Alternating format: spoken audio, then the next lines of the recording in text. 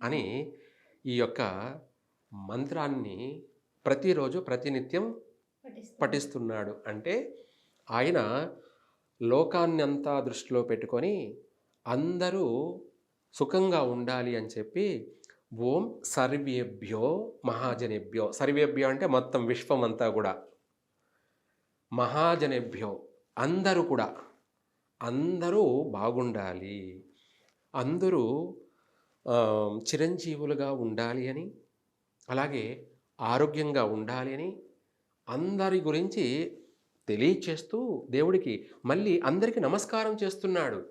ఎవరు? పండితుడు. పండితుడు. సర్వేభ్యో మహాజనేభ్యో నమః అని అందరికీ భగవంతుడి సమక్షంలో నమస్కారం చేస్తున్నాడు. ఉమ్. అదే మళ్ళీ ఆయన ప్రత్యేకంగా ఎవరికైనా నమస్కారం పెట్టకూడదు. పెట్టారనుకోండి వాడు ఫైసల్. ఉమ్. వానికి భగవంతుడి సమక్షంలో నమస్కారం చేశాడు. మళ్ళీ ప్రతి ఒక్కరు కూడా ఆ పండితుడికి నమస్కారం చేయాలి. అంటే ప్రతి నమస్కారం